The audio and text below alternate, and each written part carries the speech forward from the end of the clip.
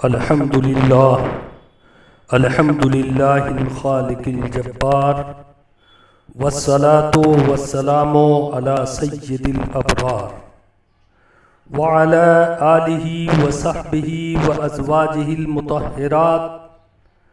فاعوذ باللہ من الشیطان الرجیم بسم اللہ الرحمن الرحیم ان النفس الامارۃ بالسوء الا ما رحم ربی ان ربی غفور رحیم۔ برادران ملت اسلامیہ اور التاسیس الاسلامی کے جملہ وابستگان، السلام علیکم ورحمۃ اللہ وبرکاتہ۔ جملہ امت محمدیہ صلی اللہ علیہ وسلم کو اللہ رب العزت اس ماہ مبارک رمضان شریف کی رحمت و برکت اور مغفرت میں حصہ عطا فرمائے، آمین۔ سال کے جتنے بھی مہینے ہیں، سارے کے سارے مہینے 3 اشروں پر مشتمل ہیں، یعنی ہر مہینے کا 3 حصہ 10 دن کا ہوتا ہے۔ البتہ کچھ مہینوں میں 2 حصہ 10 دن کا اور آخری حصہ 9 دن کا ہوتا ہے، لیکن اسلام نے اسے بھی عشرہ مانا ہے۔ ان میں زیادہ تر مہینوں کے تینوں عشرے کی یکساں اور برابر خصوصیت ہوا کرتی ہے، اور کچھ مہینوں کا پہلا عشرہ ایک خاص اہمیت کا حامل ہوتا ہے۔ مثلا ذی الحجہ یعنی بقرعید کا مہینہ، جس کے پہلے عشرہ میں اسلام کا ایک اہم رکن حج اور قربانی کی ادائیگی ہوا کرتی ہے، اور محرم الحرام کا مہینہ، جس کی پہلی تاریخ سے 10 تاریخ تک یعنی یوم عاشوراء تک کی بڑی فضیلتیں احادیث مبارکہ میں بیان کی گئی ہیں، اور کچھ مہینے کا دوسرا عشرہ خصوصیت و افضلیت رکھتا ہے، جیسے شعبان المعظم کا مہینہ، جس کی 15ویں کی رات کو برکت و مغفرت اور قضاء و فیصلہ کی رات مانی جاتی ہے، اور اسلام نے اس رات کو لیلۃ البراءت یعنی نجات کی رات اور لیلۃ المبارکہ یعنی برکت کی رات بیان کیا ہے۔ اور ربیع الاول کا مہینہ ہے، جس کی 12 تاریخ اہل اللہ اور اہل محبت کے یہاں بڑی ہی معتبر مانی جاتی ہے، چونکہ یہ تاریخ آمد ہے اس عظیم المرتبہ ہستی کائنات کی، جن کے صدقے لوح و قلم، شجر و حجر اور جملہ کائنات کی تخلیق ہوئی۔ اور رجب المرجب وہ مہینہ ہے جس کا آخری عشرہ محترم و مکرم مانا جاتا ہے، کیونکہ اس ماہ کے اخیر عشرہ 25، 27، 29 میں سے کسی تاریخ میں محبوب دو عالم صلی اللہ علیہ وسلم کو اپنی ملاقات کے لیے عرش لامکاں طلب فرمایا۔ لیکن رمضان المبارک ایک ایسا عظیم المرتبہ مہینہ ہے جس کے تینوں عشرہ کی 3 الگ الگ خصوصیات ہیں، یعنی پہلا عشرہ رحمت، دوسرا عشرہ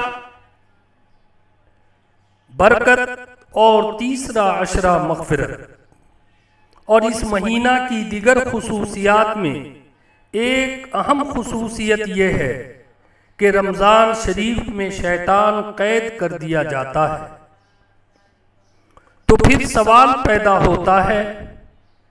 کہ رمضان شریف میں انسان گناہوں میں کیوں مبتلا ہوتا؟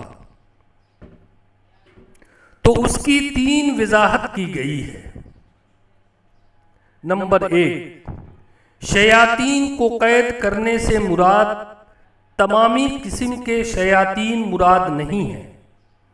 بلکہ وہ سرکش شیاطین مراد ہیں جسے قرآن مقدس نے شیطان مارد کے الفاظ سے تذکرہ کیا ہے کہ وہ سرکش شیاطین جو زمین سے آسمانوں پر جاتے ہیں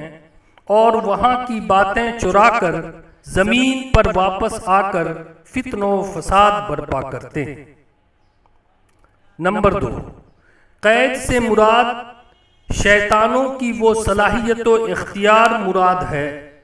جس سے وہ اہل ایمان کے دلوں میں وسوسہ ڈالتا ہے۔ اس کی اسی صلاحیت کو سیز یعنی بے اثر اور ناکارہ کر دیا جاتا ہے۔ وہ وسوسہ تو ڈالتا ہے لیکن اس کا اثر ایمان والوں پر اتنا نہیں ہوتا۔ نمبر 3، اللہ تبارک تعالی اپنے جن بندوں کو رمضان شریف میں توفیق عنایت کرتا ہے وہ اس مہینے کا پورا احترام کرتے ہوئے بغیر کسی حیلہ و بہانہ کے روزہ رکھتے ہیں، قرآن مقدس کی تلاوت اور ذکر و استغفار کرتے ہیں اور راتوں کو تنہائی میں اپنے مالک حقیقی کی بارگاہ میں گریہ وزاری کرتے ہیں۔ ان بندوں پر شیطان رمضان شریف میں اس طرح کا وار نہیں کر پاتا جس طرح کا وار وہ عام مہینوں میں کرتا ہے، چونکہ اس مہینہ میں زیادہ تر وقت عبادت الہی اور ریاضت خدا بندی میں گزارتا ہے۔ یہ تو علمی وضاحت ہے، تاہم اہل ایمان کا یہی ایمان و عقیدہ ہونا چاہیے کہ اس ماہ مبارک میں شیطان قید کر دیا جاتا ہے، چونکہ آقا رحمت صلی اللہ علیہ وسلم نے ارشاد فرمایا کہ اللہ تعالی رمضان میں شیطانوں کو قید کر دیتا ہے۔ باوجود اس کے انسانوں کے اس افضل و بابرکت مہینہ رمضان شریف میں گناہوں اور نافرمانیوں میں مبتلا ہونے کا راز قرآن مقدس نے واضح کر دیا کہ انسانوں کا نفس سے امارہ کسی سرکش شیطان سے کم نہیں۔ 13واں پارہ سورہ یوسف کی 53 نمبر آیت میں ارشاد باری تعالیٰ ہے، ان النفس الامارۃ بالسوء الا ما رحم ربی ان ربی غفور الرحیم، کہ بے شک نفس امارہ برائی سکھاتا رہتا ہے مگر یہ کہ میرا پروردگار رحم کرے، بے شک میرا رب بخشنے والا مہربان ہے۔